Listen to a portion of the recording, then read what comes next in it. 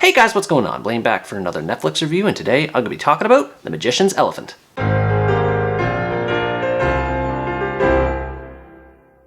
The Magician's Elephant is an American animated film based on the novel of the same name, and tells the story of Peter, an orphan living under the care of a retired soldier and adoptive parents in the city of Baltese. He longs for the chance to be with his younger sister, who he hasn't seen since they were separated during a war. Curious to find out her fate, Peter visits a fortune teller, who tells him that his sister will be found if he follows the guidance of an elephant, which is soon summoned to the city by a traveling magician. Peter works his hardest to overcome the odds and complete a series of challenges in the hopes that he'll finally be reunited with his sister. I have to admit that I wasn't a big fan of this movie at first, but over time it grew on me. It still has some issues with its presentation and it being a bit formulaic, but it still won me over with its surprisingly mature story and intriguing dynamic between its main characters. Peter is a sympathetic character right from the start, with him being an orphan and wanting to find his sister, coupled with him being tired of training to be a soldier and instead wanting to live a life of peace, and it's hard not to like the guy with how much he goes through. Despite all the setbacks he experiences, he radiates positivity in just about everything he does. His optimistic outlook inspired not just other characters around him,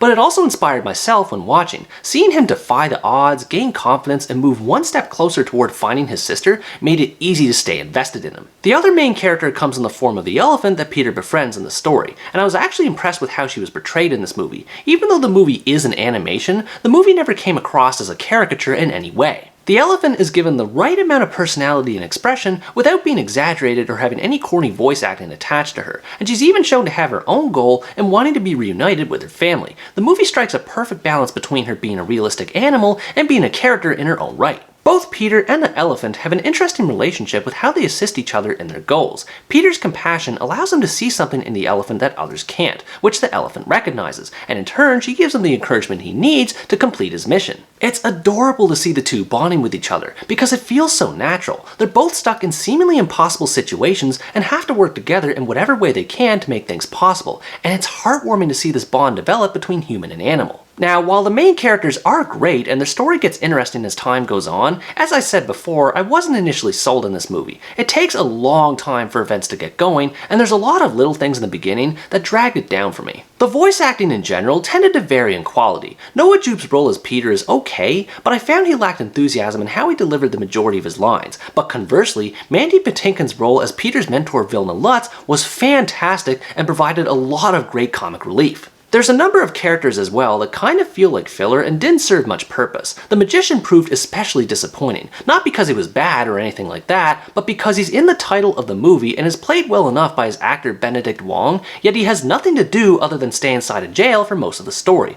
which was a bit boring. Another thing that was a mixed bag for me, even as the movie got better, was the animation itself and how it looked. Now, the environments and buildings in the movie all look great. They have a distinctive European style that I enjoyed seeing, and the way the movie experiments with colors and its 3D visuals make it feel like a painting come to life, which lends well to the genre. However, the character models are a bit more on the iffy side. The way the characters move and express themselves are decent for the most part, but their models look cheap and plasticky. There's just something about how they appear that looks off, to the point that it sometimes reaches uncanny valley levels of awkwardness. On top of this, the movie felt really bland as a story about a troubled youth trying to break out of his routine and undergo an adventure to restore light to his life and the world at large. However, there's a certain point about halfway through the movie where things finally began to click for me. In order to find his sister, Peter has to perform 3 impossible challenges so that he can claim ownership of the elephant, and these are what saved the movie for me. They shake up the variety of events that happen in the story, and they provide a nice sense of progression for the audience to follow along with. It becomes a gauntlet for Peter to overcome as every challenge tests his resolve, and the more he advances, the more he starts to win people over and inspire hope in Baltese.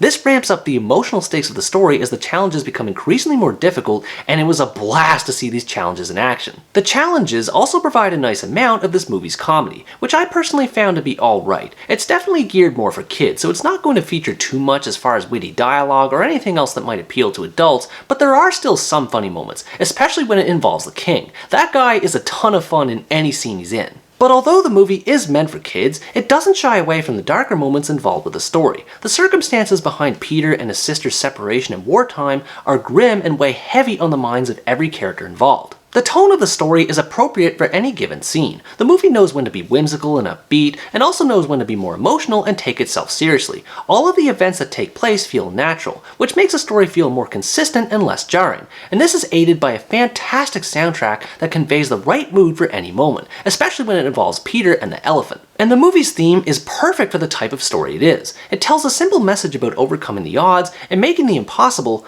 possible, and that's really all it needs to do. The characters experience several obstacles that made me want to root for them, because I was able to connect with it on the kinds of obstacles that I had to face in my own life. I've seen a lot of critics treating this movie harshly due to how cheap it looks, and I can sort of see why, but looks aren't everything when it comes to movies, or anything else for that matter. Even though it looks cheaply made, the movie has a lot of heart behind it, and considering what happens in this day and age, the world could use a lot more heart in it. Overall, The Magician's Elephant is an enjoyable work of animation with a few neat tricks up its sleeves. If you like animations with feel-good stories behind them and don't mind some cheap-looking animation, you should check this one out. It's not innovative in terms of story or animation, but it's excellent in doing exactly what it sets out to be, as a lighthearted adventure for kids with a positive message attached to it. For those looking for an easygoing family flick to watch, you might be surprised at what kind of magic that this one has in store for you. What did you think about this movie? Did you think it was a worthy adaptation, or were there some things you think could have been handled differently? Let me know in the comments below. Anyways guys, that's going to wrap up my review of The Magician's Elephant. Thanks for watching this review, I hope you enjoyed it, and as always stay tuned for the next part where next time I review the Polish biodrama, Johnny. Bye bye!